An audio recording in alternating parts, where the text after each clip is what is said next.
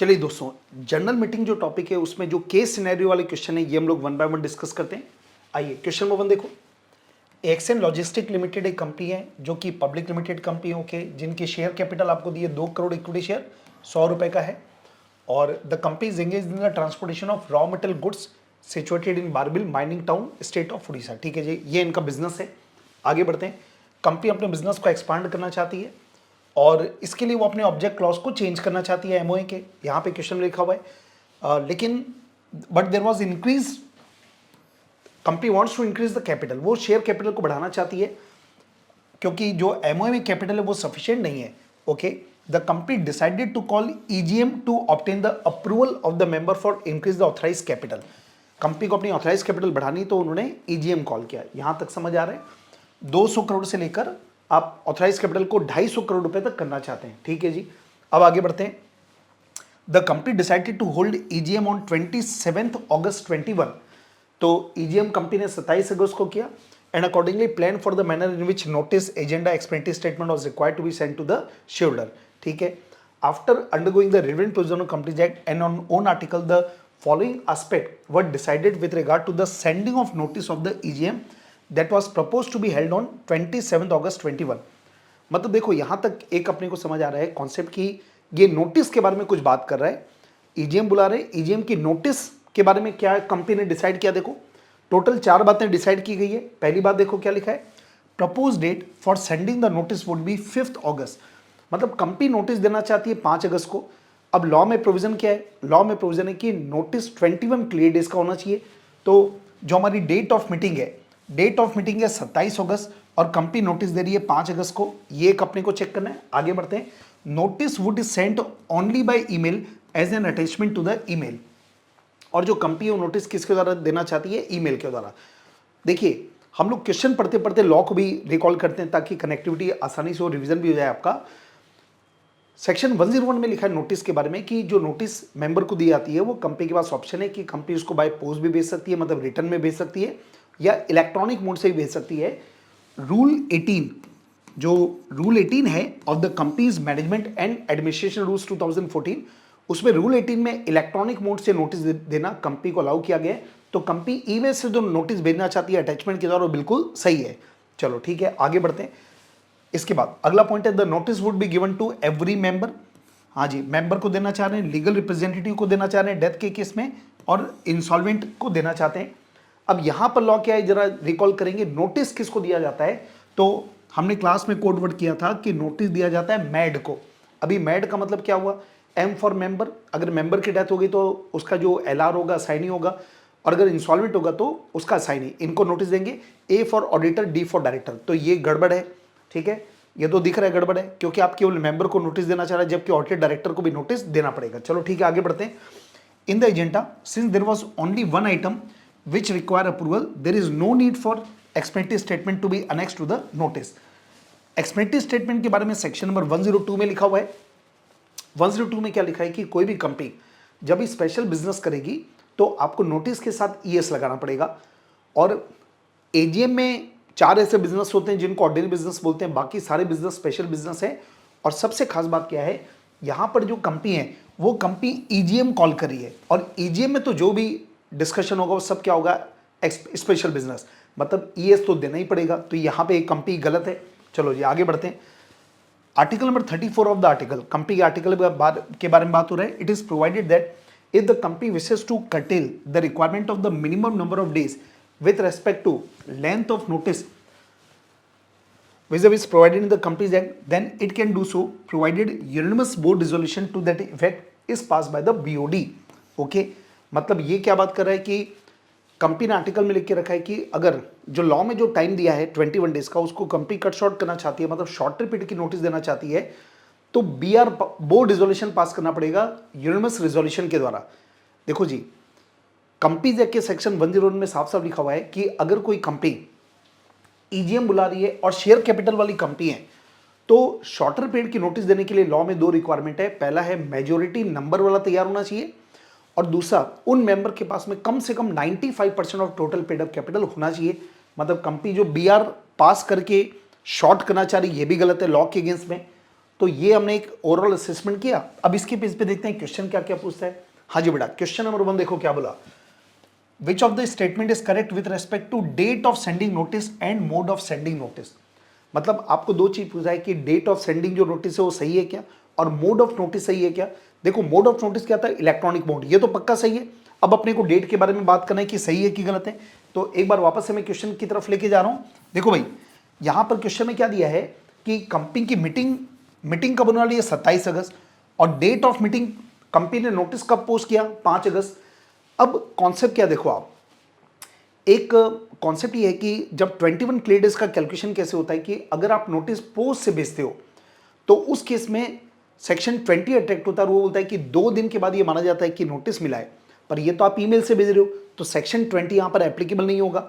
अच्छा, फिर दिल्ली हाईकोर्ट का एक जजमेंट है कि जब आप नोटिस भेजते हो तो जिस दिन नोटिस सर हुआ और जिस दिन मीटिंग है, इन 2 दिन को एक्सक्लूड किया जाएगा। तो अब वो यहां पर भी कैलकुलेशन में आएगा क्लियर डेज निकालते समय। चलिए अब कैलकुलेशन कैसे होगा, कंपनी ने इलेक्ट्रॉनिक मोड से नोटिस भेजा। देखिए 27 अगस्त को मीटिंग है और 5 अगस्त को ईमेल से आपने नोटिस भेजा, तो कैलकुलेशन कैसे होगा, 27 अगस्त 5 अगस्त, ये दोनों को कैलकुलेशन करना है। तो उसका तरीका ये होता है कि आप सबसे पहले ग्रॉस डेज निकालो। ग्रॉस डेज कैसे निकलेगा, 27 तारीख को मीटिंग है आपकी, उसमें से हम लोग 5 तारीख को भी गिनेंगे पहले, मतलब 5 से लेकर 27 तक कितने दिन है उसको कैलकुलेट करते हैं। तो 27 में से शुरू के 4 दिन में माइनस कर लेता हूं, तो ये कितना हो गया, 23 ग्रॉस डेज। ये टोटल 23 दिन है जिसमें हमने 27 को भी काउंट किया और 5 को भी गिन लिया, तो 23 दिन आ रहे हैं।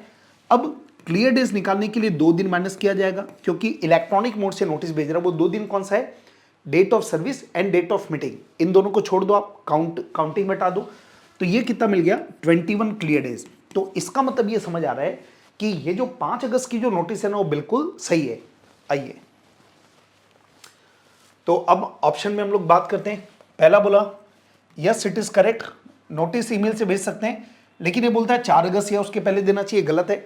हमको पता है कि 5 अगस्त को भी जो नोटिस दी गई बिल्कुल सही है, तो सीधा 5 अगस्त वाला देखो।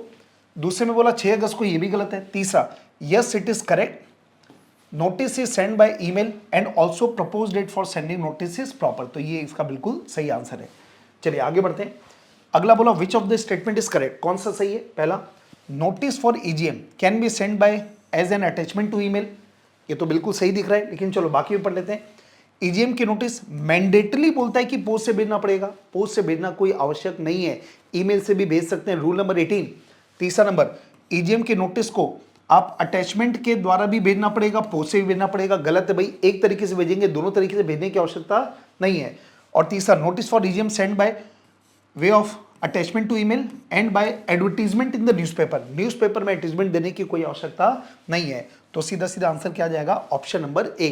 नेक्स्ट, कौन सा स्टेटमेंट सही है आपको निकालना है। तो ये तो हम ऑलरेडी बात कर चुके हैं, ये मेंबर किसको नोटिस मिलती है, तो हमने बात किया था मेंबर को, ऑडिटर को, डायरेक्टर को, सबको मिलना चाहिए। तो ये डायरेक्ट आंसर हम लोग बात कर लेते हैं, ये आ जाएगा आपका option number C, notice shall be given to every member, legal representative को, असाइनिंग को दो, ऑडिटर को दो और डायरेक्टर को दो, तो ये बिल्कुल सही है। चलिए अगला क्वेश्चन देखो, इसमें क्या लिखा है, which of the following statement correct regarding there is no need of explanatory statement annex to the notice. तो ये बोला है कि इसके बारे में भी हमने बात कर लिया कि ईएस कब नहीं देना पड़ेगा। कंपनी क्या बोलती है, हमको ईएस देने की आवश्यकता नहीं है, जबकि लॉ क्या लिखा है, ईजीएम में कोई भी काम करोगे तो स्पेशल बिजनेस है, मतलब ईएस तो देना ही पड़ेगा। तो ये डायरेक्ट एक बार आंसर देख लेते हैं। क्या बोलता है देखो भाई, ओनली एन एजीएम, एजीएम में जो काम करोगे स्पेशल बिजनेस है, ऑर्डिनरी बिजनेस है, depend upon the agenda, where is all business in EGM are ordinary business, गलत है। ईजीएम में जो भी काम करोगे उसको क्या मानते हैं, स्पेशल बिजनेस। सेकेंड नंबर देखो, एजीएम में स्पेशल बिजनेस हो सकता है, ऑर्डिनरी बिजनेस हो सकता है, where as all the business conducted in EGM are special, hence there is the need of explanatory statement, बिल्कुल सही ऑप्शन है। ठीक है, चलो आगे का ऑप्शन पढ़ने की जरूरत ही नहीं अपने को, आगे बढ़ते हैं। Would you agree with the companies contention at cutting the length of notice. देखो जी, कंपनी ने क्या बोला कि बोर्ड रिजोल्यूशन पास करके हम लेंथ ऑफ नोटिस के टाइम को कम कर सकते हैं, जबकि गलत है, लॉ की रिक्वायरमेंट तो अलग है। लॉ तो बोलता है मेंबर से पूछना पड़ेगा, तो यहाँ पे आंसर देख लो भाई, पहला बोला कंपनी का कंटेंशन करेक्ट है, गलत है। दूसरा कंपनी का कंटेंशन करेक्ट नहीं है because statutory provision of the length of notice would prevail over the article of company with respect to minimum length of notice, बिल्कुल सही है। हम लोग को एक बात मालूम है कि अगर एक्ट में कोई प्रोविजन दिया हुआ है तो कोई भी कंपनी अपने आर्टिकल में एक्ट के अगेंस्ट में प्रोविजन नहीं कर सकती। तो यहां पर कंपनी ने जो प्रोविजन अपने आर्टिकल में लिख दिया ना, तो वो आर्टिकल एक्ट के अगेंस्ट में हो रहा है, जो कि वैलिड नहीं होगा। चलिए आगे बढ़ते हैं। इसके बाद नेक्स्ट क्वेश्चन है दोहरा पोर्ट कंपनी लिमिटेड, इसको यहां पे कंपनी नाम दिया गया है, जो कि एक जॉइंट वेंचर है बिटवीन टू जायंट कंपनी, आटा स्टील लिमिटेड और बीएनटी लिमिटेड। ये दो कंपनियों का जॉइंट वेंचर होकर एक नई कंपनी बनी है।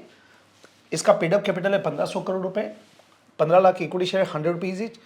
नंबर ऑफ मेंबर इस कंपनी में 8500। ओके, इसमें से मेजोरिटी शेयर 80% जो है वो इन दो कंपनियों के पास है, ठीक है, मतलब 20% शेयर बाकी लोग के पास है, 80% शेयर ये दो कंपनियों के पास है, ठीक है जी।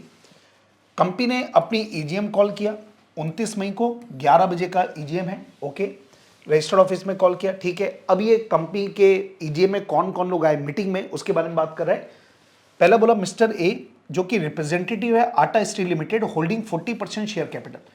चलिए अब one by one upon law के बारे में बात कर लेते हैं। मीटिंग में ये कंपनी है, इस कंपनी का रिप्रेजेंटेटिव आया है, तो सेक्शन नंबर 113 में एक प्रोविजन है कि अगर एक बॉडी कॉर्पोरेट किसी कंपनी का मेंबर है तो बॉडी कॉर्पोरेट किसी को रिप्रेजेंटेटिव बना के भेज सकता है, और वो रिप्रेजेंटेटिव अगर मीटिंग में आएगा तो ये माना जाएगा जैसे कि बॉडी कॉर्पोरेट खुद मीटिंग में आई है।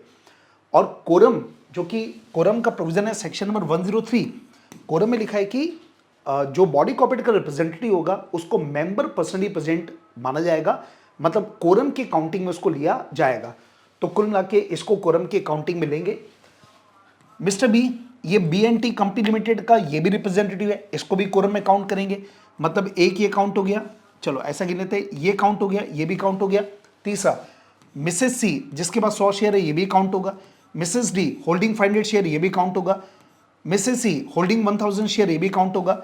Mister F holding being proxy of original share holder, ये कोरम में काउंट नहीं किया जाता, क्योंकि कोरम की काउंटिंग में केवल मेंबर पर्सनली प्रेजेंट को काउंट करते हैं।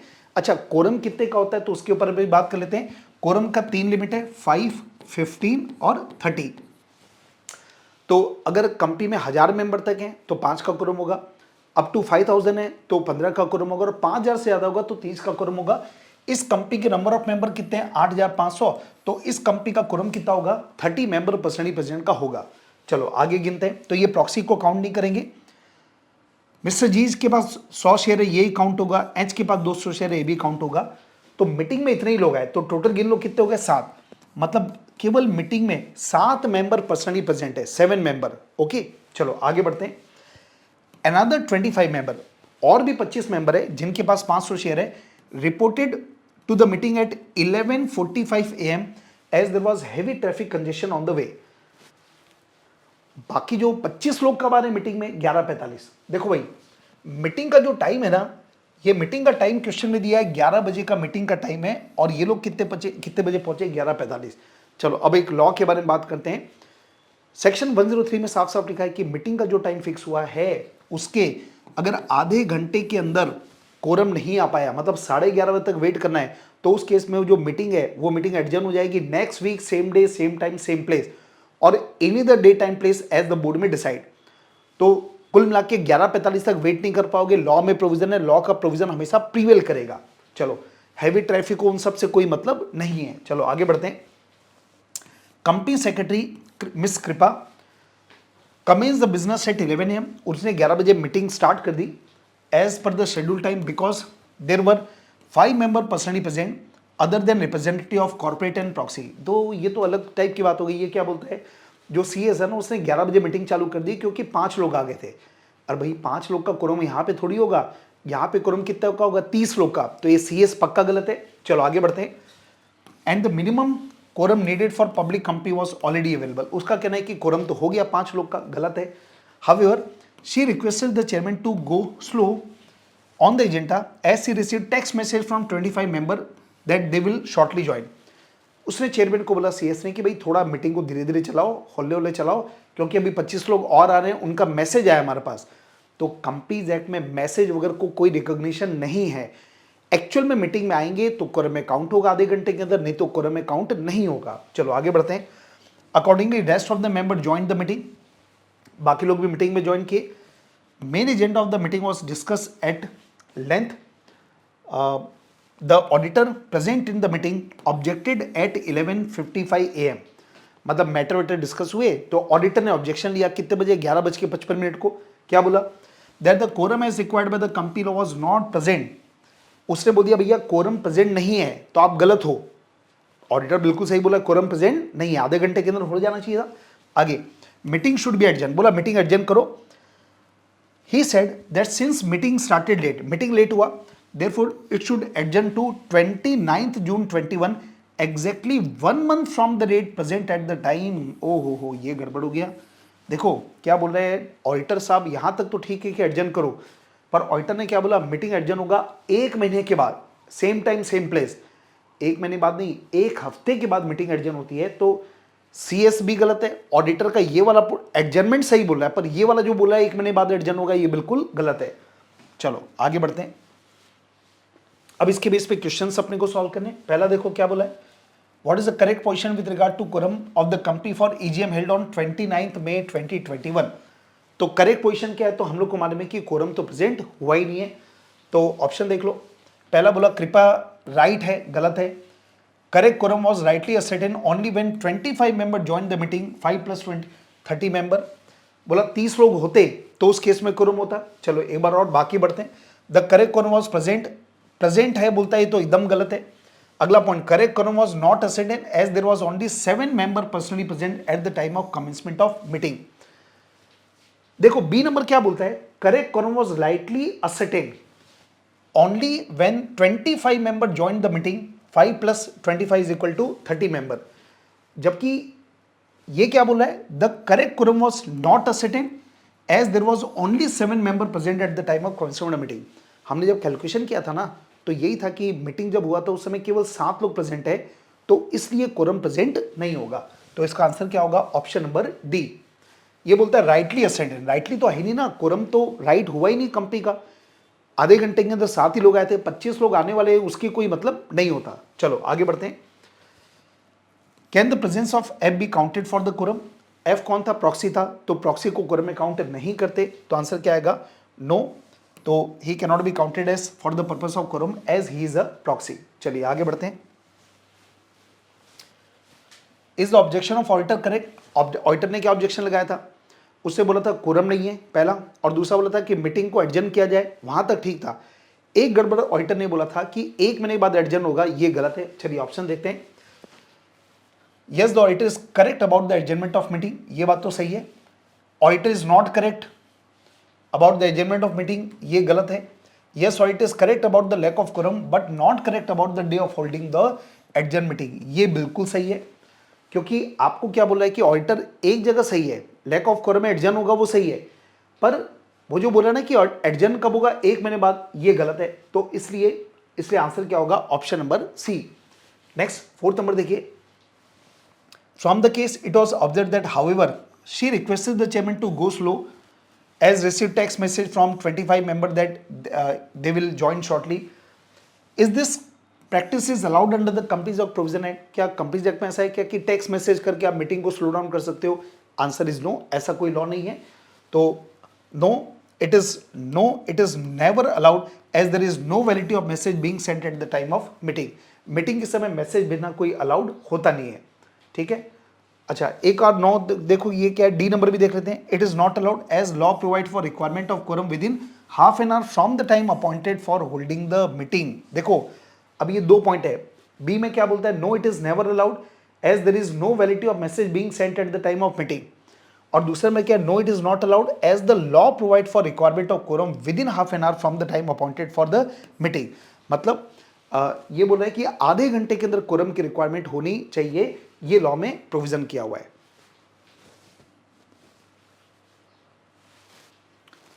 तो ये 2 का मैंने आपको कॉन्सेप्ट दिया। इसके बाद नेक्स्ट वीडियो में हम लोग अगले जो एमसीक्यूज हैं उसके ऊपर बात करेंगे। Thank you. चलिए दोस्तों आगे बढ़ते हैं जनरल मीटिंग के अगले केस सिनेरियो की ओर। अच्छा, जो केस सिनेरियो वाले जो क्वेश्चन होते हैं ना, तो उसमें एक तरीका होता है एग्जाम में जब क्वेश्चन आएंगे तो ये बहुत इंपॉर्टेंट टिप है, इसमें आप काफ़ी टाइम बचा सकते हैं, ध्यान से समझिएगा। जो भी क्वेश्चन आएगा ना, जैसे पूरा एक केस है, ठीक है, तो आप पहले इसको मत पढ़िए, आप पहले सीधा ऑप्शन को पढ़िए कि क्वेश्चन क्या पूछा है। हो सकता है कि 4 या 5 क्वेश्चन आपको दिए रहते हैं एमसीक्यू में, उसमें 2-3 तो आपको बिना क्वेश्चन पढ़े ही बन जाएगा, तो पहले उसको बना लो। उसके बाद जो 1-2 बचेंगे ना, केवल उससे रिलेटेड आप क्वेश्चन पढ़ोगे तो आपका टाइम काफ़ी बचेगा। चलो ये प्रैक्टिकली करके देखते हैं, क्या ये कभी कभी पॉसिबल हो सकता है क्या। आइए, सीधा मैं आपको एमसीक्यू की तरफ ले चुका हूँ, क्वेश्चन में नहीं पढ़ रहा हूँ, आगे पढ़ते हैं। यहाँ एमसीक्यू पढ़ते हैं। What is the correct position with regard to time for opening e voting. देखो भाई, ई वोटिंग है, इसका मतलब क्या हुआ, ये प्रोविजन कहीं ना कहीं सेक्शन नंबर 108 से रिलेटेड है। तो ये किसके बारे में बात कर रहा है, timing for opening of e voting. तो ई वोटिंग का कॉन्सेप्ट क्या है, टाइमिंग के बारे में आपको बताता हूँ, फिर हम लोग ऑप्शन खोज लेंगे। कोई भी कंपनी जो लिस्टेड कंपनी हो और जिसमें एक अनलिस्टेड कंपनी जिसमें 1000 या उससे ज़्यादा मेंबर है, उनको अपने मेंबर को कंपल्सरी ऑप्शन देना पड़ेगा कि वो रिमोट ई वोटिंग कर सकते हैं, मतलब जनरल मीटिंग में आने के बजाय घर पे बैठ के भी वोट दे सकते हैं। जो रिमोट ई वोटिंग है वो कम से कम 3 दिन के लिए ओपन रहना चाहिए, और रिमोट ई वोटिंग क्लोज हो जाती है जनरल मीटिंग के 1 दिन पहले शाम को 5 बजे। ये टाइमिंग का कॉन्सेप्ट है। चलिए, अब अपन सीधा ऑप्शन देखते हैं। तो ऑप्शन अगर आप देखना चालू करोगे ना, तो यहां पर दिख रहा है कि time for opening e voting shall remain open for not less than 2 days and shall close 4 PM। 4 PM तो हो ही नहीं सकता, ये 4 PM ये भी नहीं हो सकता, सीधा ऑप्शन डिलीट करो। हाँ जी, ये 5 PM है और नीचे वाला भी 5 PM है। अब इनको एक बार पढ़ते हैं क्या लिखा है, the time for opening e voting shall remain open for not less than 3 days। हाँ जी, बिल्कुल सही है। And shall close at 5 PM on the date preceding the date of general meeting. ये ऑप्शन बिल्कुल सही है। तो चौथा ऑप्शन देखने की जरूरत ही नहीं है, क्योंकि प्रिसीडिंग मतलब होता है 1 दिन पहले। तो ये तो बिना क्वेश्चन को पढ़े अपने से बन गया। चलिए आगे बढ़ते हैं, सेकंड नंबर देखते हैं क्या लिखा है। Regarding the putting of result of voting on the website which of the statement is correct in connection with the procedure followed by the company. ये बात करें कि जब ई वोटिंग का रिजल्ट आता है उसको कहाँ पर प्लेस किया जाता है। तो 108 में एक प्रोविजन है कि जो वेबसाइट कंपनी की है उसमें रिजल्ट को हम प्लेस करेंगे। जो एजेंसीज हैं, NSDL CDSL वगैरह जो एजेंसीज हैं, उनकी वेबसाइट में भी प्लेस करेंगे, और साथ में जो स्टॉक एक्सचेंज होता है उसको भी रिजल्ट को बताना पड़ेगा। तो अब हम लोग ऑप्शन पढ़ते हैं क्या लिखा है। It is sufficient the result of voting together with scrutiniser report shall be placed on the website of the company, company's website. तो ये गलत क्यों है, क्योंकि खाली कंपनी की वेबसाइट पे नहीं जाता। अच्छा जी, स्क्रूटनाइजर के बारे में बात हो रही है, तो ई वोटिंग में जो वोटिंग होती है उसको स्क्रूटाइजर चेक करता है, वो काउंट करता है। जनरल मीटिंग का भी वोट वो काउंट करेगा, फिर दोनों को जोड़कर 3 दिन के अंदर वो रिजल्ट डिक्लेयर करता है। ये कॉन्सेप्ट होता है। चलिए आगे बढ़ते हैं। It is essential to put the result of voting along with the report of scrutiniser on the company's website and also on the website of agency immediately after the meeting. तो ये सही है, लेकिन कंप्लीट नहीं है, पूरे 4 option देखना पड़ेगा। थर्ड ऑप्शन देखते हैं। Essential to put the result of the voting along with the report of scrutinizer on the company's website and also website of the agency, ये यहाँ तक सही है, after the meeting. Along with this, the company should simultaneously forward result to the concerned stock exchange where shares are listed. तो ये इसमें एक नई बात और दे दिया कि दोनों वेबसाइट में तो डालनी है, साथ में आपको स्टॉक एक्सचेंज को भी बताना है। तो हमने लॉ में यही लिखा हुआ है, 108 में यही लिखा हुआ है, तो ये ऑप्शन तो बिल्कुल सही है। लेकिन एक बार अपन ये चौथा ऑप्शन भी देख लेते हैं क्या लिखा है। आपको बोलता है कि जो रिजल्ट है स्क्रूटाइजर को कंपनी की वेबसाइट में और पेपर में छाप दो। तो ये पेपर में छापने का ऐसा कोई लॉ नहीं है, तो option number C is correct. तो अभी तक हमने क्वेश्चन नहीं पढ़ा, चलो आगे 2 MCQ तो बन गए। अब पढ़ते हैं तीसरा नंबर।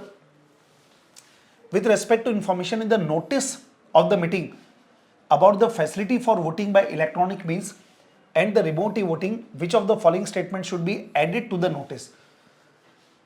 देखो ये क्या बोल रहा है कि ये जो ई वोटिंग होती है उसकी नोटिस दी जाती है, तो उस नोटिस में क्या चीज और ऐड करना पड़ेगा।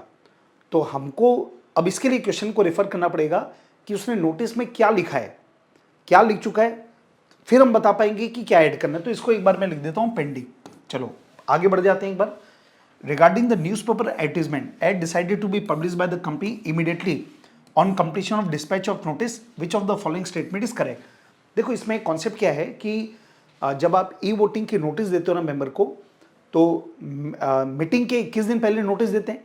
तो सेक्शन 108 में लिखा है कि जब भी ई वोटिंग होगा तो आपको मेंबर को तो नोटिस देना है, साथ में न्यूज़पेपर में भी आपको पब्लिश करना पड़ेगा नोटिस, और वो पब्लिश करना पड़ेगा 21 दिन के पहले, मीटिंग के 21 दिन के पहले न्यूज़पेपर में पब्लिश करना कंपलसरी है। ठीक है, चलिए ऑप्शन क्या लिखा है देखो आप, newspaper advertisement should be made at least 21 days before the date of general meeting. ये ऑप्शन आपका बिल्कुल सही है।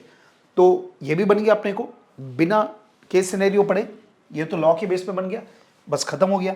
अब हम लोग को एक ही मैटर डिस्कस करना है, वो ये है। तो अब हम लोग क्वेश्चन में देख लेते हैं कि उसने नोटिस में क्या लिखा है, क्योंकि यहां पर क्या पूछ रहा है कि क्या चीज और नोटिस में ऐड करना पड़ेगा, ये हमको यहां पे सर्च करना है। तो चलिए एक बार क्वेश्चन पढ़ते हैं इससे रिलेटेड। हाँ जी, ये देखिए, the notice of the meeting provided in the information, सीधा ये मिल गया मेरे को कि नोटिस में कंपनी ने क्या लिखा, that the company is providing facility for e voting and business may be transacted through such voting. Company ने पहला नोटिस में लिखा कि हमारी कंपनी ई वोटिंग की फैसिलिटी दे रही है और मेंबर चाहे तो ई वोटिंग दे सकता है, बिल्कुल सही है, नोटिस में लिखना पड़ता है। दूसरा, member who cast their vote through remote e voting prior to the meeting may also attend the meeting but shall not be entitled to cast their vote again. दूसरा ये भी लिखना पड़ेगा कि जो मेंबर है जो रिमोट ई वोटिंग से वोट कास्ट कर चुका है वो मीटिंग अटेंड तो कर सकता है, लेकिन दोबारा वोट नहीं दे सकता है ना। तो ये दोनों तो आपको लिखना ही पड़ेगा। साथ में हमको ये भी लिखना पड़ेगा नोटिस में कि ऐसे मेंबर जो रिमोट ई वोटिंग नहीं देते हैं वो जनरल मीटिंग अटेंड कर सकते हैं और वहां पर वोट कास्ट कर सकते हैं, ये भी लिखना पड़ेगा। तो चलिए अब हम लोग ऑप्शन में आते हैं, जो क्वेश्चन हमको पूछा था क्या चीज ऐड करना पड़ेगा। तो पहला बोला notice is complete with respect to e voting and remote e voting and hence no other information needed, गलत है। दूसरा नंबर, notice should also provide that facility for e voting either through electronic system or ballot or polling shall also be made available at the meeting. हाँ जी, ये सही लिख रहा है कि आपको नोटिस में बताना पड़ेगा कि आप चाहो तो मीटिंग में आकर भी वोट दे सकते हो। पूरा पढ़ते हैं। थर्ड नंबर देखो, notice shall also provide that facility for voting either electronic system or ballot or polling paper shall also be made available at the meeting and the member attend the meeting who have not already cast their vote by remote voting shall be eligible to exercise their right to vote at the meeting। ये देखो ये और ज़्यादा better है क्योंकि यहाँ पर आपको क्या लिखना पड़ेगा, आप ये लिख रहे हो कि ऐसे मेंबर जो मीटिंग अटेंड कर रहे हैं और जिन्होंने ऑलरेडी अपना वोट कास्ट नहीं किया है रिमोट ई वोटिंग के द्वारा, मतलब घर बैठे, तो वो वोटिंग राइट को मीटिंग में एक्सरसाइज कर सकते हैं। तो ये वाला जो पॉइंट है ना ये पूरा कंप्लीट है। चौथा नंबर भी एक बार देख लो, the notice should provide general information about the voting process and all detail information shall be provided at the commencement of meeting and uploaded oblique displayed on the company's website. ये proper नहीं है तो answer क्या आएगा, option number सी, कि notice में आपको member को ये बताना पड़ेगा कि जिन मेंबर ने वोटिंग नहीं दिया रिमोट, वो मीटिंग में आकर बैलेट के द्वारा या कोई भी और पोलिंग बैलेट के द्वारा या इलेक्ट्रॉनिक वोटिंग सिस्टम के द्वारा अपना वोट कास्ट कर सकते हैं। चलिए नेक्स्ट अगला एमसीक्यू। अच्छा, इसमें भी मैं सीधा पहले अपन एमसीक्यू पढ़ते हैं, देखते हैं कितने बन सकते हैं। Which of the following statement is correct with regard to contention of company secretary relating to inspection of minute of general meeting. देखो सेक्शन नंबर 119, दो सेक्शन है, 118 जो है वो मिनट बुक का बेसिक कॉन्सेप्ट है और 119 है इंस्पेक्शन के बारे में। तो कॉन्सेप्ट क्या है, जो भी मिनट बुक जनरल मीटिंग का होता है उसको कोई भी मेंबर इंस्पेक्ट कर सकता है free of cost during business hour, लेकिन कंपनी चाहे तो आर्टिकल के द्वारा या जनरल मीटिंग में रिजोल्यूशन पास करके बिजनेस आवर को रिस्ट्रिक्ट कर सकता है, लेकिन एक दिन में कम से कम 2 घंटे आपको इंस्पेक्शन का देना ही पड़ेगा। ये लॉ का कॉन्सेप्ट है। अब सीधा अपन लोग ऑप्शन में देखते हैं क्या लिखा है। पहला बोलता है कि inspection of minute book can not be permitted, गलत है, परमिट करते हैं। Inspection of minute of general meetings permitted during business hour to any member with charge गलत है, फ्री ऑफ कॉस्ट होता है inspection. Third number, inspection of general meeting is permitted during business hour to any member without charge, हाँ जी बिल्कुल सही है। Subject to reasonable restriction as specified in article, बिल्कुल सही है, आर्टिकल में रिस्ट्रिक्शन लग सकते हैं। और इम्पोज बाय जनरल मीटिंग, ये भी ठीक है। फॉर एटलीस्ट 4 आवर्स, ये गलत है। दिन में मिनिमम कितने घंटे देने पड़ेंगे, 2 घंटे। यहाँ पे क्या बोल दिया 4 घंटे, गलत हो गया। तो नेचुरली आंसर क्या हो गया ऑप्शन नंबर डी। पढ़ भी लो क्या लिखा है। आपको बोलता है कि इंस्पेक्शन है permitted during business hour to any member without charge, सही है। रीजनेबल रिस्ट्रिक्शन लगा सकते हैं आर्टिकल में या जनरल मीटिंग में for at least 2 hours in a business day. Okay चलिए आगे बढ़ते हैं। Is the fees prescribed bye the company for taking copies of the minute book in line with the company law requirement. अच्छा जी, ये copy के बारे में बात कर रहे हैं कि जो मिनट बुक की मेंबर अगर कॉपी डिमांड करता है तो लॉ में प्रोविजन क्या है, सुन लीजिएगा, फिर अपन ऑप्शन पढ़ेंगे। लॉ में प्रोविजन है कि कंपनी चाहे तो आर्टिकल में कॉपीज कितने रुपए की फीस होनी चाहिए वो प्रिस्क्राइब कर सकता है आर्टिकल में, लेकिन एक पेज के लिए 10 रुपए से ज़्यादा नहीं लिख सकता। और प्लस अगर कोई मेंबर पिछले 3 सालों की सॉफ्ट कॉपी मांगता है तो कंपनी उसको फ्री ऑफ कॉस्ट अवेलेबल कराएगी। तो soft copy free of cost होगी और हार्ड कॉपी जो होगी वो एक पेज का मैक्सिमम 10 रुपए होगा। चलिए अब ऑप्शन देखते हैं। Yes it is correct as the company is free to prescribe in article a reasonable fees, गलत है। अपने मर्जी से आप डिसाइड नहीं कर सकते, मैक्सिमम कितना प्रिस्क्राइब कर सकते हो 10 रुपए। Second number, the amount may be fix by the article but it should not exceed sum of ₹10 for each page, बिल्कुल सही चल रहा है। And for furnishing soft copy of the minute book of any previous general meeting held during a period of immediately preceding 3 financial year, it is to be provided free of cost। देखो law में यही लिखा है 119, जो अपन ने law के ऊपर बात किया, तो आंसर क्या होगा ऑप्शन नंबर बी। एक बार ऑप्शन सी भी देख लो क्या बोलता है। अमाउंट फिक्स होगा आर्टिकल के द्वारा, लेकिन वो 10 रुपए पर पेज से ज़्यादा नहीं होगा, यहाँ तक ठीक है। और सॉफ्ट कॉपी जो होगा वो एनी प्रीवियस जनरल मीटिंग, तो बोलता है कि केवल पिछले मीटिंग का सॉफ्ट कॉपी मांग सकते हैं, ऐसा नहीं है, पिछले 3 सालों का आप सॉफ्ट कॉपी मांग सकते हो और फ्री ऑफ कॉस्ट मेंबर को देना पड़ेगा। इसके बाद चौथा नंबर में तो बोल दिया कि 100 रुपए पर पेज, ये भी गलत है, तो इसलिए आंसर क्या हो गया ऑप्शन नंबर बी। नेक्स्ट आगे बढ़ते हैं। Which of the following statement is correct with regard to time period for furnishing the required copies of the minute. ये तो सिंपल है, ये भी सेक्शन 119 में साफ साफ लिखा हुआ है कि अगर कोई मेंबर कॉपी की डिमांड करता है और फीस जमा करता है तो कंपनी को विद इन 7 डेज उस मेंबर को कॉपी अवेलेबल करानी पड़ेगी। तो देख लो भाई 7 दिन वाला, ये देखो ये लिख रहा है within 7 working days. Next आगे बढ़ते हैं। Which of the following option is correct with respect to signing of the minute of general meeting. तो इसका भी लॉ एकदम साफ साफ है। सेक्शन 118 रीड विद रूल, जब आप रूल के साथ मिला के पढ़ोगे तो जनरल मीटिंग को मिनट को कौन साइन करेगा, तो लॉ में क्या लिखा है, उस मीटिंग का चेयरमैन साइन करेगा, या अगर चेयरमैन की डेथ हो गई है या अनेबल टू किसी वजह से साइन नहीं कर पा रहा है तो उस केस में the minute shall be sign by a director duly authorise by BOD. BOD एक डायरेक्टर को ऑथराइज करेंगे, वो साइन करेगा। और एक खास बात है, जनरल मीटिंग का जो मिनट है उसको साइन भी 30 दिन के अंदर करना पड़ता है जब आपका मीटिंग कंक्लूड हुआ। चलिए पढ़ते हैं यहाँ पे क्या लिखा है। The practice of the company is not correct, हमने तो पढ़ा नहीं है कि प्रैक्टिस क्या है, लेकिन चलो ऑप्शन देख के समझने की कोशिश करेंगे। Each page of the minute should be initial or sign and the last page dated and signed by the chairman of the same meeting within 30 days or in the event of death or inability by of that chairman within that period by a director duly authorised by the BOD for the purpose. बिल्कुल सही option है। जो 118 में साफ साफ लिखा है कि जो मिनट का हर पेज में इनिशियल लगेगा या साइन करेगा चेयरमैन, और जो लास्ट पेज होता है ना उस मिनट को, उस मीटिंग को लिखते समय जो लास्ट पेज है उसमें साइन भी होगा और प्लस डेट भी डालना पड़ेगा। तो ये ऑप्शन तो बिल्कुल सही है जो अपन ने लॉ में पढ़ा। अच्छा जी, बाकी गलत क्यों एक बार देख लेते हैं। ये बोलता है ईच पेज जो है वो इनिशियल साइन होगा और जो लास्ट पेज है वो डेट साइन होगा 30 दिन के अंदर, यहाँ तक ठीक है। डेथ और इनएबिलिटी के केस में chairman of the next succeeding meeting, ये गलत है। नेक्स्ट सक्सेडिंग मीटिंग का नहीं, बल्कि एक डायरेक्टर अपॉइंट होगा जो बीओडी की मीटिंग में जिसको ऑथराइज किया जाएगा वही साइन कर पाएगा। अच्छा जी, उसके बाद अगला पॉइंट देखो, यहाँ पे लिखा है कि 7 दिन के अंदर साइन किया जाएगा, गलत है। और चौथा नंबर है practice of the company is correct. चलो ठीक है, आगे बढ़ते हैं। Next point, the company follow the practice of recording the minute within 2 weeks of the conclusion of meeting.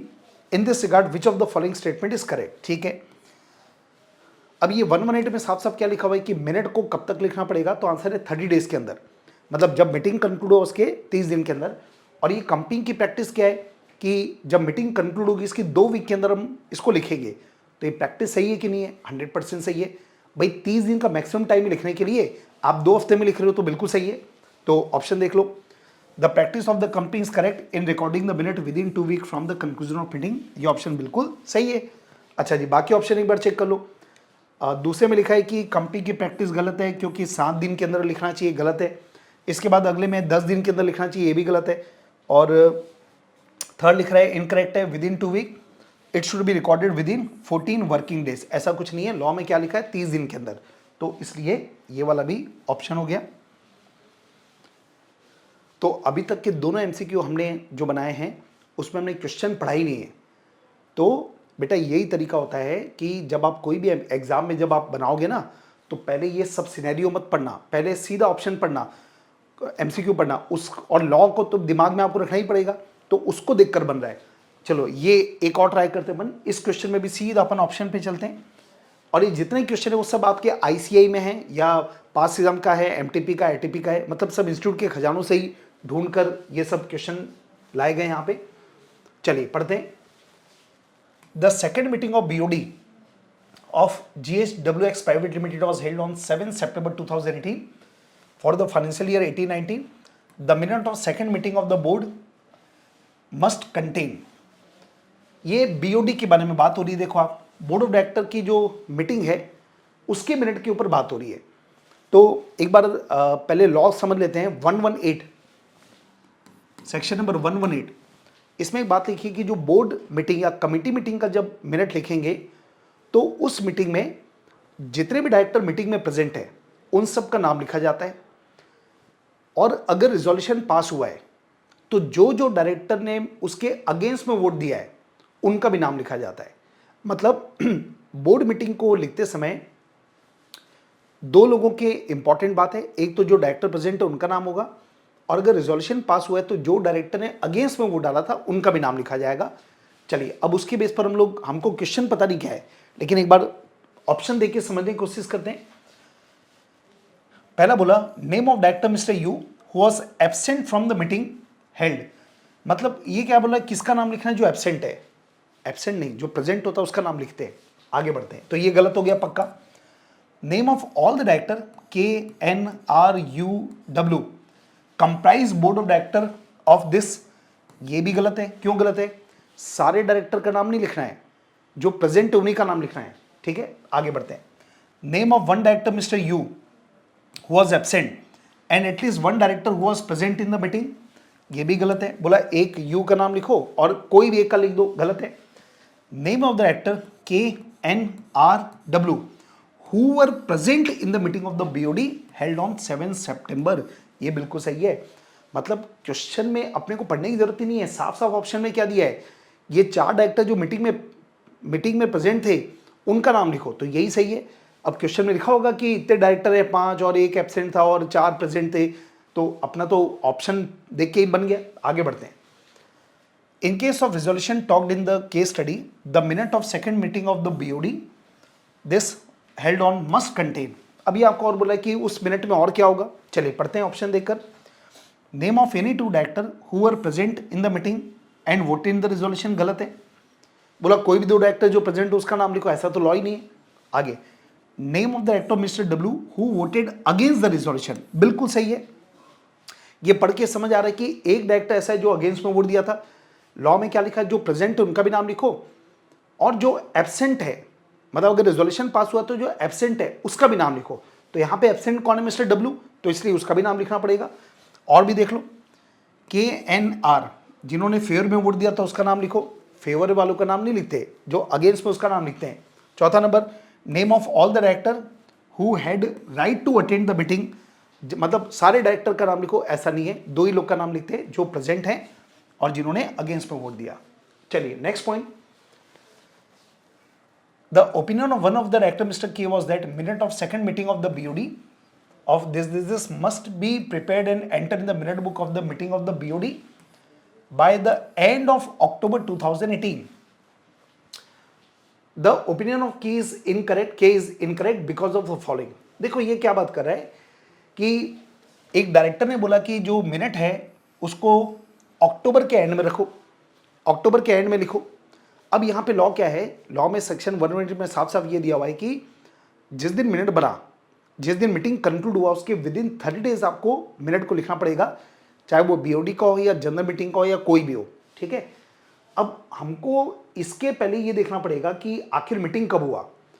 तो क्वेश्चन पढ़ने की जरूरत नहीं है, एक बार अपन ऑप्शन देखते हैं, हो सकता है ऑप्शन में दिख जाए कब मीटिंग हुआ है, ठीक है। पढ़ना चालू करते हैं। Minute of second meeting of BOD for the financial 18-19 must be entered in the minute book of BOD with in 30 days of the conclusion of meeting on 7 सितंबर 2018। ये तो साफ साफ दे दिया कि मीटिंग कब हुई है, 7 सितंबर को कंक्लूड हुई है, तो मीटिंग कंक्लूड होने के 30 दिन के अंदर लिखना पड़ेगा। मतलब ये ऑप्शन बिल्कुल सही है। ये ऊपर में क्या लिखा था कि अक्टूबर के एंड में लिखो, तो ये गलत है, क्योंकि 7 सितंबर को सिर्फ 30 दिन गिनोगे तो लगभग मान लो 7 अक्टूबर हो गया, तो अक्टूबर के एंड की जो बात है वो बिल्कुल इनकी गलत है। चलो बाकी भी पढ़ लेते हैं। मिनट ऑफ सेकंड बुक बोला विद इन 60 डेज, 60 दिन में लिखो, गलत है। इसके बाद 90 डेज के अंदर लिखो, ये भी गलत है। 120 दिन के अंदर लिखो, ये भी गलत है। तो आंसर क्या हो गया, ऑप्शन नंबर ए। तो दोस्तों देखिए, हम लोग आज 3 क्वेश्चन हमने अभी अभी बनाए, और ये तीनों क्वेश्चन में सबसे खास बात क्या है कि हमने क्वेश्चन पढ़ा ही नहीं। ओके, चलिए जनरल मीटिंग के आखिरी 2 क्वेश्चन केस सिनेरियो वाले हम लोग डिस्कस करने वाले हैं। आइए क्वेश्चन नंबर 65, और अगेन हम लोग इसके द्वारा जो भी इंपॉर्टेंट जो पॉइंट देखेंगे उससे रिलेटेड जो लॉ होगा उसका भी रिवीजन करते चलेंगे साथ में। Modern Limited is a company limited by shares that manufacture furniture item apart from material used in the modern kitchen. ठीक है भाई, फर्नीचर आइटम बनाते हैं किचन, मॉडर्न किचन के साथ। ये एक अनलिस्टेड कंपनी है, और इसका रजिस्टर्ड ऑफिस मुंबई में है, महाराष्ट्र में, और इसका कॉर्पोरेट ऑफिस दिल्ली में है, और इसका branch office through out the country है। एक बात यहाँ पर ये हम लोग डिस्कस कर लेते हैं कि कंपनी का रजिस्टर्ड ऑफिस जो है ना वही हमारे लिए इंपॉर्टेंट होता है। कॉर्पोरेट ऑफिस के बारे में कंपनीज एक्ट में कोई प्रोविजन नहीं है। चलिए आगे बढ़ते हैं। Following are the fact regarding 18th AGM of the modern limited. मतलब ये AGM कंपनी कर रही है, उसके बारे में कुछ जानकारी हमको दिया हुआ है। AGM का सेक्शन 96 है, जस्ट रिवीजन करते चलते हैं साथ साथ में, आगे बढ़ते हैं। Modern Limited is the sponsor of furniture trade event India. एक एक्सपो चल रहा है, उसमें ये जो है वो स्पॉन्सर है, ठीक है। Member of association of furniture manufacturing trade modern limited on behalf of association booked expo hall in Mumbai for the event and also decided to convene 18th AGM in the same hall after conclusion of Expo 2022। देखिए expo कहाँ पे लग रहा है, मुंबई में, और ये जो कंपनी है वो अपनी 18th AGM कहाँ कर रही है, मुंबई में। अब ये देखो कंपनी का जो रजिस्टर्ड ऑफिस है वो कहाँ दिया है, मुंबई में। तो अब जरा 96 के लॉ में क्या लिखा है पहले उसके ऊपर बात कर लेते हैं। एजीएम कहाँ पर होगी, तो लॉ में लिखा है एजीएम होगी या तो रजिस्टर्ड ऑफिस में या जिस सिटी टाउन विलेज में रजिस्टर्ड ऑफिस है कंपनी का वहां पर। मतलब यहां तक कोई दिक्कत नहीं है, रजिस्टर्ड ऑफिस मुंबई में और एजीएम कहां पे होने वाली है, मुंबई में। चलो आगे बढ़ते हैं। But later they found the India furniture expo which was scheduled to be held on September 16, 19, 22 had to be postponed as Mumbai Municipal Corporation continued to occupy the hall। ठीक है, मतलब ये जो एक्सपो होने वाला था वो पोस्टपोन हो गया। ठीक है, आगे बढ़ते हैं। अब ये जो कंपनी है उसने रीथिंक किया its plan and now convene its 18th AGM on 27 सितंबर। तो इनका जो एजीएम है वो ये 27 सितंबर को करना चाहती है at IM auditorium in Delhi. देखो जी, ये कहां पर करने चाहते हैं, दिल्ली में, जबकि कंपनी का रजिस्टर्ड ऑफिस कहां है, मुंबई में। ठीक है, चलो आगे बढ़ते हैं। अच्छा, एक और इंपॉर्टेंट बात थी, यहां पे क्वेश्चन में ऊपर में लिखा है कि ये एक अनलिस्टेड कंपनी है, तो थोड़ा सा ये भी समझ लो, जो अनलिस्टेड कंपनी है उनको लॉ में प्रोविजन दिया गया है कि अनलिस्टेड कंपनी अपनी एजीएम रजिस्टर्ड ऑफिस के बाहर कोई और सिटी टाउन में भी कर सकती है at any place in India, लेकिन उसके लिए कंडीशन ये है कि सारे के सारे मेंबर अपनी कंसेंट दे। तो उस केस में वो अपनी AGM at any place in India कहीं पर भी कर सकती है। तो ये एक अनलिस्टेड कंपनी है, रजिस्टर्ड ऑफिस मुंबई में है, लेकिन ये एजीएम कहाँ करना चाहती है, दिल्ली में कर तो सकती है, लेकिन उसके लिए ऑल मेंबर कंसेंट चाहिए। चलो आगे देखते हैं क्वेश्चन में। Near its corporate office, corporate office के पास में all the member consented to same, ये सबसे इंपॉर्टेंट वर्ड है, सारे के सारे मेंबर ने अपनी कंसेंट दे दी है। तो अब यहां तक पढ़ के अपने को क्लियर हो गया कि ये जो कंपनी है ना, सारे मेंबर कंसेंट दे चुके हैं, तो अपनी एजीएम दिल्ली में भी कर सकती है। आगे, notice of the said meeting was posted on 5 सितंबर 2022। हाँ जी, देखो कंपनी की एजीएम होने वाली है 27 सितंबर को और कंपनी ने उसकी नोटिस कब पोस्ट किया है 5 सितंबर को। तो हमको ये भी चेक करना पड़ेगा कि नोटिस का लॉ क्या है। नोटिस 21 क्लियर डेज का होना चाहिए। अब एक बार कैलकुलेट करते चलते हैं, अपन देखते हैं 21 दिन हो रहा है कि नहीं हो रहा है। क्वेश्चन तो बाद में आएगा, पहले अपन पढ़ते पढ़ते कॉन्सेप्ट क्लियर करते चलते हैं। आइए देखो 27 सितंबर को हमारी मीटिंग होने वाली है और 5 सितंबर को नोटिस पोस्ट किया। तो सबसे पहले ग्रॉस डेज निकालते हैं। जब ग्रॉस डेज निकालोगे इसका तरीका क्या होगा, ग्रॉस डेज का मतलब ये होता है कि पहले तो आप 5 तारीख को भी गिन लो जिस दिन आपने नोटिस पोस्ट किया, और जिस दिन मीटिंग होने वाली उसको भी गिन लो। तो 27 में शुरू के 4 दिन माइनस कर दो तो ये कितना हो गया 23 डेज, ये हो गया ग्रॉस डेज। अब अगर नोटिस पोस्ट से भेजते हैं तो 2 दिन एक्सक्लूड होता है। कौन से 2 दिन होता है, जिस दिन आप पोस्ट करते हो तो 48 घंटे बाद सेक्शन 20 में लिखा है कि माना जाएगा कि नोटिस मिला है। 2 दिन ये, और एक दिल्ली हाईकोर्ट का जजमेंट है कि जिस दिन नोटिस मिला और जिस दिन मीटिंग है उसको भी काउंटिंग में मत लो, तो 2 दिन और माइनस हो गया। तो यहां पर क्लियर डेज कितना हो गया 19 क्लियर डेज की नोटिस आ रही है अगर नोटिस जो है वो कंपनी ने किससे भेजा, पोस्ट से। क्लियर। अब दूसरी इंपॉर्टेंट बात, नोटिस जरूरी है कि पोस्ट से भेजो, आप ईमेल से भी भेज सकते हो। अगर आप ईमेल से भेजोगे तो उस केस में सेक्शन 20 का लॉ एप्लीकेबल नहीं होगा। तो इन दैट केस अगर आप ईमेल से भेजोगे ना तो केवल आपको 2 ही दिन माइनस होगा, और जब 2 दिन माइनस होगा तो उस केस में 21 क्लियर डेज की नोटिस। इसका मतलब ये हो गया कि अगर नोटिस पोस्ट से भेजेंगे तो शॉर्ट है, और अगर ईमेल से भेजोगे तो ये जो नोटिस है वो बिल्कुल वैलिड है क्योंकि 21 डेज हो रहा है। तो ये अपने दिमाग में होना चाहिए। चलो अभी हमको पता नहीं कि नोटिस कैसे भेजा, आगे बढ़ते हैं। Specifying the date time place in addition to the business transacted, okay, notice में सब बातें बता दिया। In case of mister Ashok who is declared as insolvent, mister Ashok जो कि इंसॉल्वेंट डिक्लेयर हो गया बट अनडिस्चार्ज, लेकिन अभी तक डिस्चार्ज नहीं हुआ है।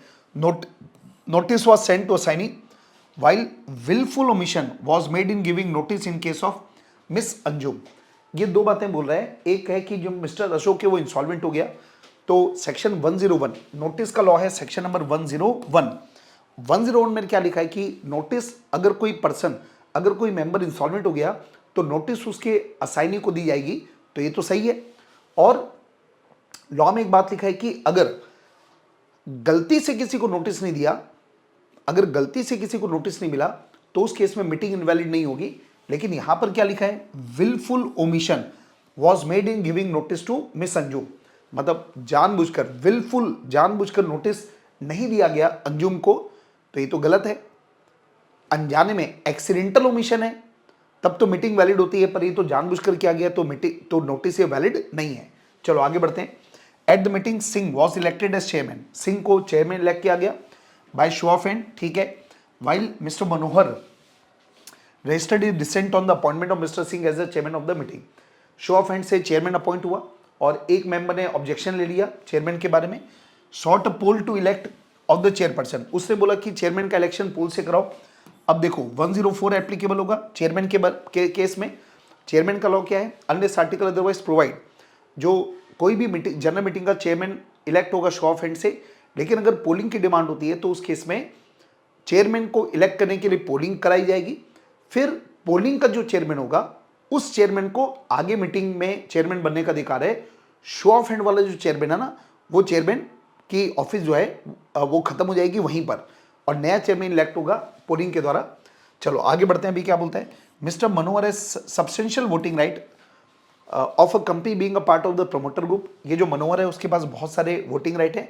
अ पोल वॉज हेल्ड, मतलब चेयरमैन को इलेक्ट करने के लिए पोल किया गया। And mister Singh voted twice in his capacity as member as well as chairman. ये जो मिस्टर सिंह है इसने 2 बार वोट दिया, एक एज अ मेंबर और दूसरा as a chairman. While the poll was taking, Mr. Singh was elected as chairman through the poll as well by overwhelming majority. तो ये जो मिस्टर सिंह था, ये सिंह को पहले चेयरमैन इलेक्ट किया गया था और अभी भी चेयरमैन कौन हुआ, सिंह ही, पोल से भी यही इलेक्ट हुआ। आगे बढ़ते हैं। Miss Varnika who is not a member of the company attended a meeting as Alok's proxy, okay. Proxy का भी कॉन्सेप्ट आ गया, मतलब 105। ये जो वर्णिका है वो कंपनी के मेंबर नहीं है, ये आलोक के प्रॉक्सी के रूप में अपॉइंट हुई। वोटेड बोथ टाइम, उसने दोनों बार वोट दिया। When mister Singh was elected by show of hand, when he was elected by poll. हाँ जी, अब यहाँ पे 105 का कॉन्सेप्ट है, मतलब एक ही क्वेश्चन में बहुत सारे सेक्शन का कॉन्सेप्ट अपने को आ रहा है। जो प्रॉक्सी होता है वो मीटिंग में आ सकता है, प्रॉक्सी का मेंबर होना जरूरी नहीं है, तो वर्णिका यहाँ पे सही है। प्रॉक्सी जब मीटिंग में आती है तो उस केस में जब शो ऑफ हैंड से कोई रिजोल्यूशन पास होगा उसमें उसको वोटिंग राइट नहीं होगा, लेकिन जब भी पोल होगा तो उसमें उसको वोटिंग राइट मिलेगा। तो इसने गड़बड़ क्या किया, शो ऑफ हैंड में भी इसने वोट दे दिया जो कि गलत है, केवल पोलिंग पे इसको वोट देना चाहिए था। चलो आगे बढ़ते हैं।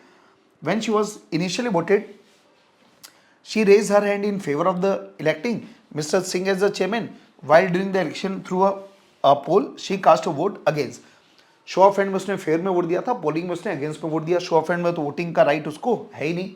चलो अब आगे बढ़ते हैं। Mister Manohar raise question on a vote that is casted by Mr. Singh as a capacity of chairman because he passed the remark on him and his allies, which can be considered defamatory in nature। तो जो mister मनोहर है उसने एक question raise किया कि जो mister Singh ने जो वोट कास्ट किया एज ए चेयरमैन, तो उसने कुछ ऐसा कोई रिमार्क पास किया जो कि डिफेमेटरी, मतलब किसी के ऑनर के विरुद्ध माना गया। Chairman at his opinion instructed the company secretary to exclude remark pass by mister Manohar while preparing the minute, but some of the member raised a voice against discretion of Mr. Singh because they find remark didn't carry any matter which can be considered defamatory, while some of the member remark are made with an intent to defame the chairman। मतलब कुल मिला के क्या हुआ, वहां पे meeting में ऐसी कोई बात हुई जो चेयरमैन के लिए डिफेमेटरी था। तो जो चेयरमैन था उसने क्या बोला कि ये एक ऐसा मैटर है जो कि मेरे खिलाफ है, मेरे लिए डिफेमेटरी है, तो इसको मिनट बुक में नहीं लिखा जाए। अब यहां पर हम लोग बात करते हैं, यहां पे मिनट बुक के बारे में सेक्शन नंबर है 118। 118 में एक प्रोविजन है कि अगर ऐसा कोई मैटर है मीटिंग में जो कि डिफेमेटरी ऑफ एनी पर्सन है, तो चेयरमैन चाहे तो उसको इंक्लूड करने बोल सकता है, वो चाहे तो एक्सक्लूड करने के लिए भी बोल सकता है, और इसके लिए चेयरमैन के पास डिस्क्रिशनरी पावर है। तो यहां पर जो चेयरमैन जो कर रहा है ना कि इसको शामिल मत करो, ये बिल्कुल सही है क्योंकि लॉ ने इसको पावर दिया चेयरमैन को। अब ये पूरा पढ़ने के बाद अब इसके बेस पर क्वेश्चन क्या बोल रहे हैं देखो आप। Regarding the notice of meeting given by Modern Limited, you are required to pick the correct option in the light of the provisions of companies act and the rules notified thereunder. ठीक है, notice के बारे में कुछ बातें कर रहे हैं। पहला, Modern Limited observe the length of notice as required. पहला पॉइंट है कि जो मॉडर्न लिमिटेड है उसने लेंथ ऑफ नोटिस को कंप्लाई किया कि नहीं किया, पहला। Second number, notice shall be given to the member irrespective he is solvent, adjust insolvent, ये तो पक्का ही गलत है। अच्छा, पहला वाला जो अपन ने डिस्कस किया था तो हमने कैलकुलेशन किया था, देखिए कि जो नोटिस है, ये नोटिस हमने जो कैलकुलेट किया था वो कितना रहता है 19 क्लियर डेज। इसका मतलब जो नोटिस की लेंथ है वो भी वैलिड नहीं है, ये मानते हुए कि पोस्ट से नोटिस दिया गया है। तो ये पहला वाला भी गलत हो गया, दूसरा वाला भी गलत हो गया। तीसरा, notice shall be given to assignee of insolvent member, Modern Limited is correctly did so, ये बिल्कुल सही है। इंसॉल्वेंट के केस में असाइनी को नोटिस देते हैं। Next point, wilful omission giving notice will invalidate the proceedings of the meeting, ये भी बिल्कुल सही है क्योंकि अगर आपने जानबूझ के नोटिस नहीं दिया तो मीटिंग आपकी इनवैलिड हो जाएगी। मतलब थर्ड एंड फोर्थ सही है। आपको पूछा ही क्या है कि कौन सा वाला ऑप्शन सही है, तो थर्ड फोर्थ सही है, तो इसलिए इसका आंसर आ गया ऑप्शन नंबर बी। चलो आगे बढ़ते हैं। Regarding the place of 18th AGM, decide whether applicable provision violated और not in the light of the provisions of and the rules made thereunder। देखो यहाँ पे भी हम डिस्कस कर चुके हैं, ये अनलिस्टेड कंपनी है, इसका रजिस्टर्ड ऑफिस मुंबई में है, पर सारे मेंबर कंसेंट दे चुके हैं, तो दिल्ली में भी हमारी एजीएम, इनकी एजीएम हो सकती है। तो इसका आंसर आ जाएगा option number D, not violation, because AGM of the said company may be held at any place in India. Next, regarding the vote cast by Ms. Vansika, which of the following statement hold truth in the light of the Companies Act and rules। याद कीजिए वंडिका ने क्या किया था, show off hands पे भी vote दिया था, पोल से भी किया था। शो ऑफ हैंड पे वोटिंग राइट नहीं है, पोल पे वोट दे सकती है, तो ऑप्शन खोज लो। ऑप्शन पहला बोला, being proxy is not allowed to cast vote on poll but she can cast, ये तो उल्टा बोल दिया। सेकेंड नंबर, प्रॉक्सी है तो not allowed to cast vote by show of hand but can cast vote on a poll, ये वाला option बिल्कुल सही है। चलिए आगे बढ़ते हैं। Regarding inclusion exclusion of remark by mister Manohar, advise the CS which of the following statement hold truth. ये जो मनोहर ने कमेंट पास किया था जो कि डिफेमेटरी था, तो चेयरमैन को पावर क्या है कि वो चाहे तो एक्सक्लूड कर सकता है। तो ऑप्शन देख लो, ये बोलता है शैल बी इंक्लूडेड, गलत है। Manohar remark excluded from the minute because remark are made with an intent to defame chairman and chairman's opinion of inclusion exclusion is immaterial in such case. नहीं भाई, इंक्लूड करना नहीं करना इमटेरियल नहीं है, वो उसकी डिस्क्रिप्शन पे डिपेंड करेगा। तो आगे बढ़ते हैं, तीसरा ऑप्शन देखो, exclude from minute because chairman has absolute description to exclude any matter which is defamatory in his opinion. ये वाला जो ऑप्शन है बिल्कुल सही है, मतलब दोनों में एक्सक्लूड है, पर यहां पर क्या बोला, एक्सक्लूड करना है कि इंक्लूड करना है, ये चेयरमैन के डिस्क्रिप्शन पर है, उसकी मर्जी पे चलेगा। चलिए जनरल मीटिंग का आखिरी एमसीक्यू केस सिनेरियो बेस पढ़ते हैं। शी टायर लिमिटेड एक अनलिस्टेड कंपनी है, ठीक है। कंपनी के अकाउंट फाइनेंशियल ईयर एंड 31 मार्च 2022 का है, फाइनलाइज हुआ, ऑडिट किया ऑडिटर ने। The meeting of the BOD convened and approved financial account of the company propose to convene AGM on 25 अगस्त एट 10 AM, मतलब एजीएम होने वाली है 25 अगस्त को 10 बजे, ठीक है। उसके लिए बोर्ड मीटिंग होगी। Total number of member is 3500। Article of the company provide that quorum of the general meeting shall be 50 member.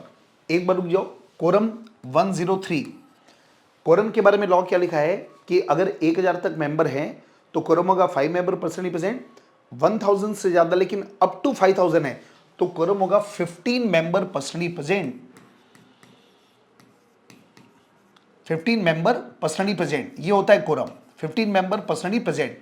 अब यहां पर 3500 मेंबर है और इन्होंने कोरम कितना ले दिया, 50। अब लॉ में एक प्रोविजन है कि आर्टिकल में हम चाहें तो कोरम को बढ़ा सकते हैं, तो इस कंपनी ने कोरम आर्टिकल में कितना ले दिया, 50, तो यहां पर 15 का कोरम एप्लीकेबल नहीं होगा, इस कंपनी के पर्पस के लिए कोरम कितना हो गया, 50 का।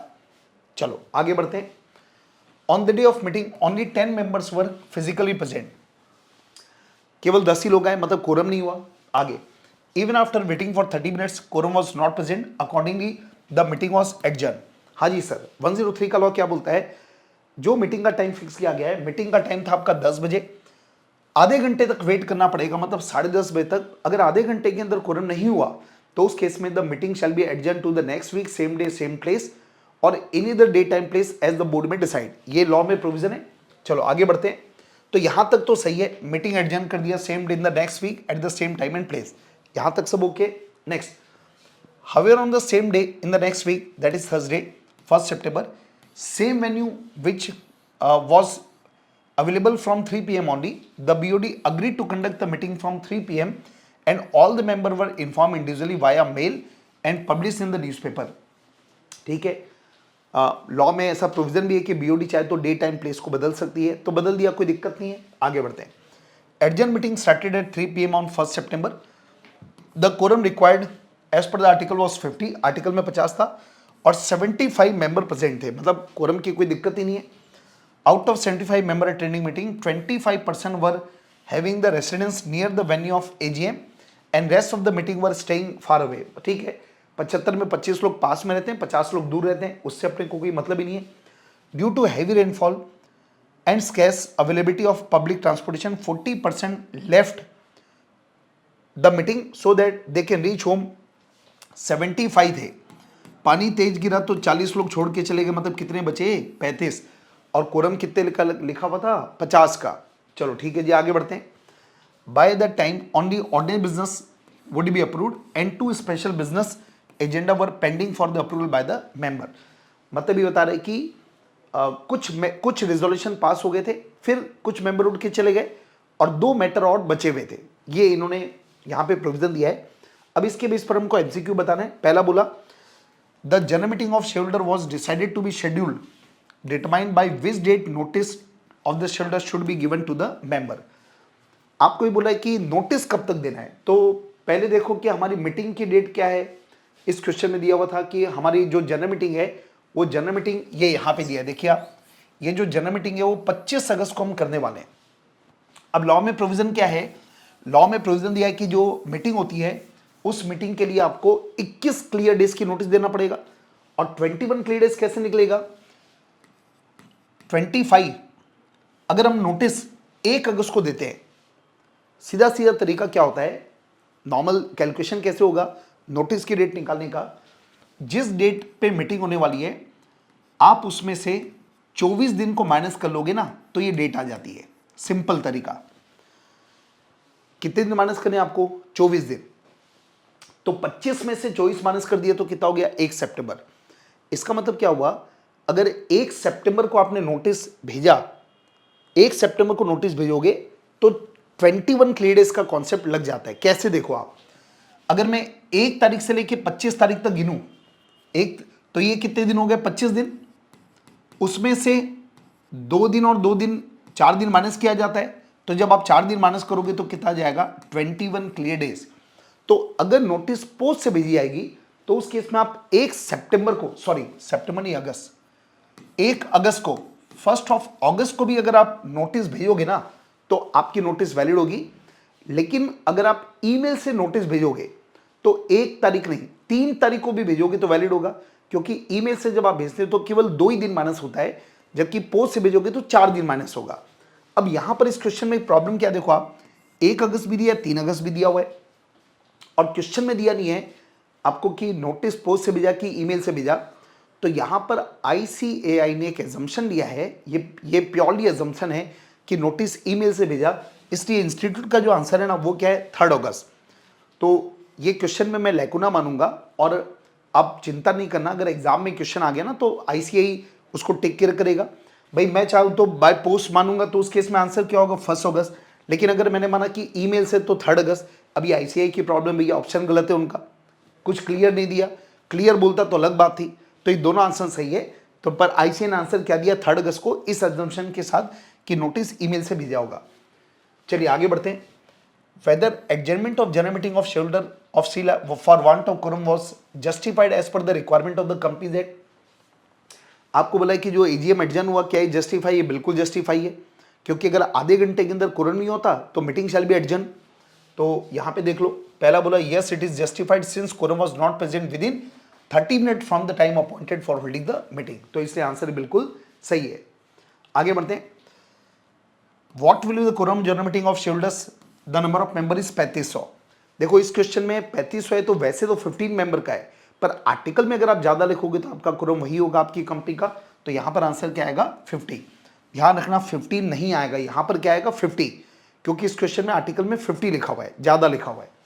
Next 4th number, as some of the member left the meeting, quorum was not present all the time during the AGM, okay, the agenda for special business transacted remained unapproved, what is your opinion?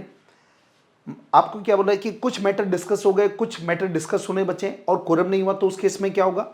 Option पढ़ते हैं। पहले एक बार थोड़ा यहाँ पे बात कर लेते हैं, कॉन्सेप्ट क्या है। यहाँ पे सेक्रेटरी स्टैंडर्ड 2 में कुछ बातें लिखी हुई है जो आईसीएसआई ने इशू किया है। आईसीएसआई का कहना है कि जो कोरम होता है ना वो केवल मीटिंग के शुरू में नहीं होना चाहिए।